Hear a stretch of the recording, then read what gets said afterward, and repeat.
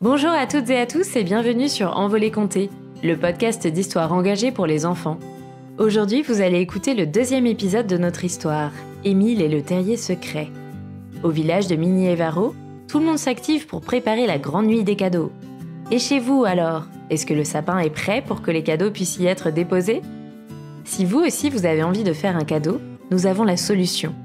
La plateforme de jeux éducatif Alec propose des cartes cadeaux à offrir aux enfants, petits-enfants, cousins, cousines, copains, copines et pourquoi pas maîtres et maîtresses. Avec des jeux qui s'adressent à toutes et tous et qui font voyager, Alec est un cadeau intelligent qui promet de belles surprises. Si vous voulez en savoir plus, allez jeter un œil sur alec-edu.com. Mais ne serait-ce pas Cinnamon, la reine des câlins et des cannelines qui arrive ? Je vous laisse avec elle. Bonne écoute !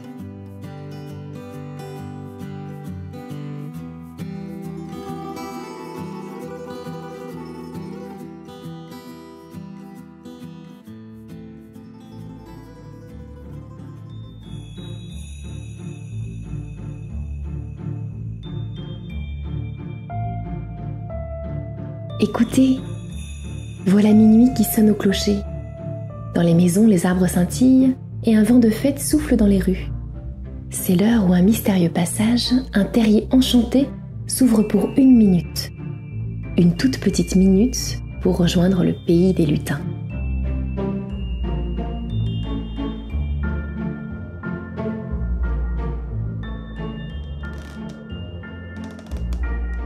Assis sur le lit, Émile regarde par la fenêtre les sapins qui quittent petit à petit leurs ombres de nuit. Le jour se lève sur Miniévaro. Émile sait que chez lui, dans la maison où il vit avec sa mère, seulement quelques minutes se sont écoulées depuis qu'il a plongé dans le coffre à jouets en compagnie de son nouvel ami Alec le Fennec. Car le temps n'avance pas à la même vitesse dans les mondes magiques des terriers. Dehors, la neige fraîche a recouvert les toits des chalets pendant la nuit. Émile et Alec le Fennec ont tous les deux passé la nuit chez Cinnamon, la reine des cannelines et des cannelins. À moitié pain d'épices, croissants et brioches, Cinnamon a pour mission de préparer la grande nuit des cadeaux avec tous les habitants et les habitantes du village de Miniévaro. Durant cette nuit magique, les cadeaux apparaissent au pied du sapin pour tout le monde. Et d'après les êtres qui vivent au village, il faut que tout soit bien prêt pour que la magie opère.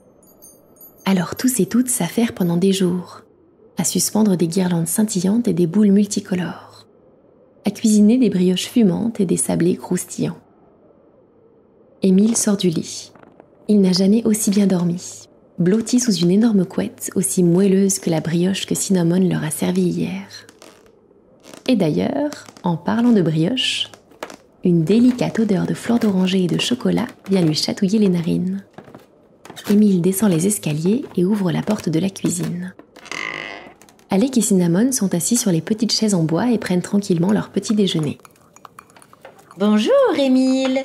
le salue Cinnamon en lui tendant une tasse de chocolat fumant. Émile l'attrape précautionneusement. Il sait qu'il peut parfois faire tomber des choses ou renverser des objets sans le faire exprès. « Oh, merci !» répond Émile en trempant les lèvres dans son chocolat chaud. « Ton chocolat est vraiment délicieux. » « Merci.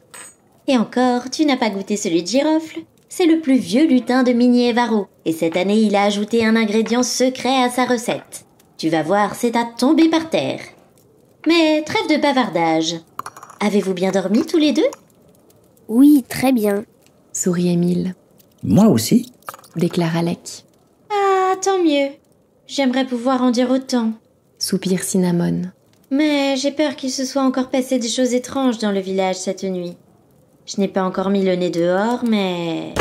À cet instant précis, les 3 amis entendent la porte de l'entrée claquer et un grand courant d'air s'engouffre dans la maison.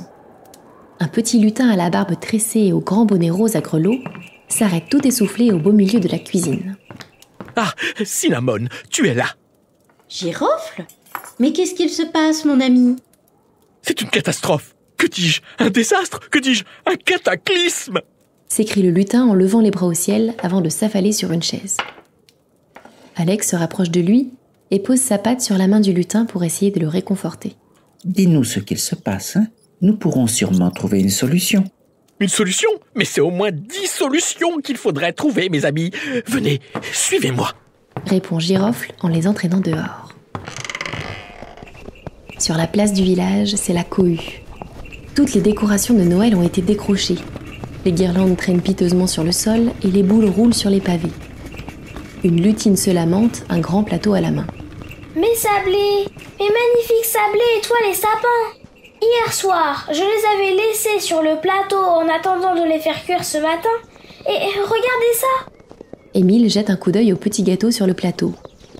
L'un a une forme de cocotier, un autre de dinosaure, un autre d'aspirateur et ainsi de suite. Cinnamon fronce les sourcils. Mais qui peut bien avoir mis un tel bazar? Et le jour de la grande nuit des cadeaux en plus? Cette fois, nous devons réunir le grand conseil. Girofle hoche du grelot. Oui, tu as tout à fait raison. Le petit lutin attrape son bonnet et le porte devant sa bouche. Aussitôt, sa voix retentit dans toutes les rues du village comme s'il parlait dans un mégaphone.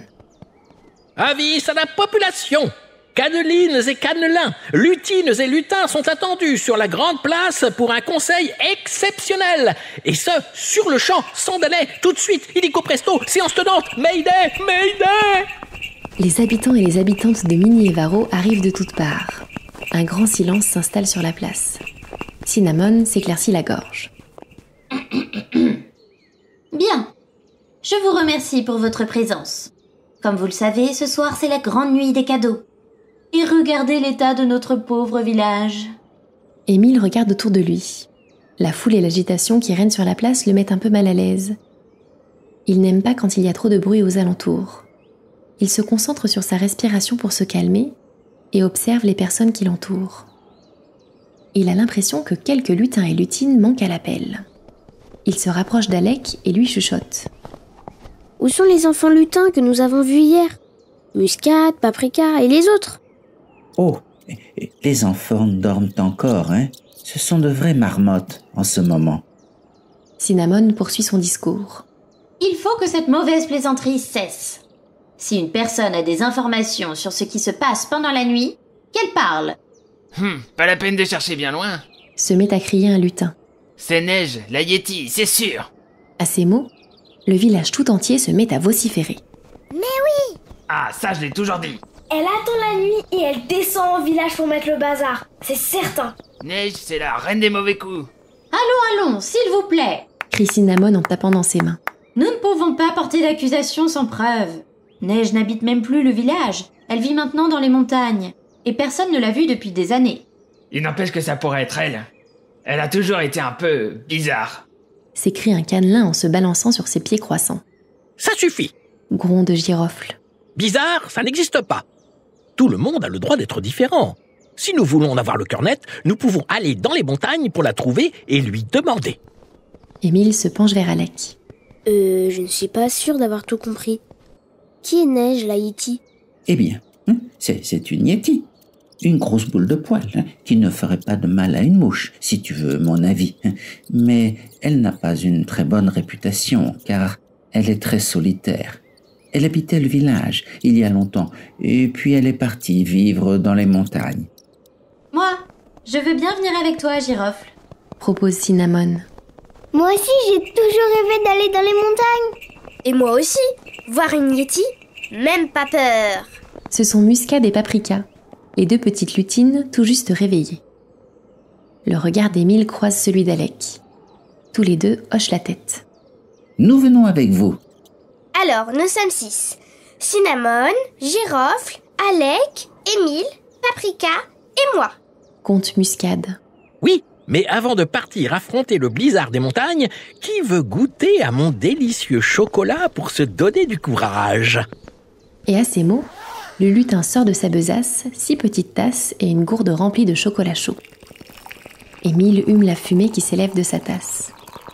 Il a souvent du mal à enfiler ses chaussures ou à tenir correctement son crayon, mais il sait que son odorat ne le trompe jamais. Je sens de la cannelle, de la vanille, du chocolat bien sûr. Mais il n'y a pas que ça. C'est une odeur qui ne ressemble à aucune autre. Ça pétille presque. Girofle se tourne vers lui et lui sourit comme s'il lisait dans ses pensées. C'est mon ingrédient mystère. Je le trouve dans les montagnes. Et j'en suis pas peu fier. Bon, allons-y. S'exclame Cinnamon en prenant la tête de l'expédition. Direction les montagnes. Je vais aller préparer les traîneaux. s'écrie Paprika en partant en courant. Attends-moi, je viens avec toi. Répond Muscade en se précipitant derrière elle. Et aussitôt dit, aussitôt fait. Muscade et Paprika attellent des lièvres blancs à 3 traîneaux. Alec et Émile montent sur le plus gros des traîneaux, suivis de près par Cinnamon et Girofle sur un 2e traîneau, et Muscade et Paprika qui en dirigent un 3e. Accroche-toi! Souffle Alec.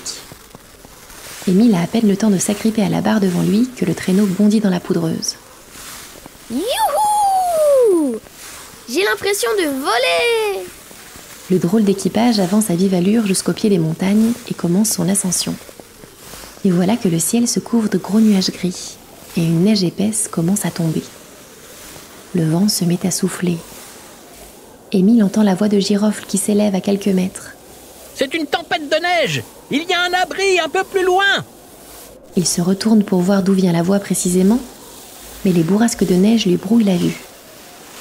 Alec, on ne voit plus rien avec toute cette neige. Nous allons perdre les autres. S'inquiète Émile. Nous devons continuer d'avancer jusqu'à l'abri. Tu peux te mettre contre mon pelage si tu veux. Ça te tiendra chaud. Le traîneau file dans le vent. Émile se blottit contre l'animal. Il a un peu peur. Tout autour d'eux, la tempête se déchaîne et engloutit la montagne. Pourvu qu'on le trouve vite, cet abri. Pense Émile en regardant l'immensité blanche autour de lui.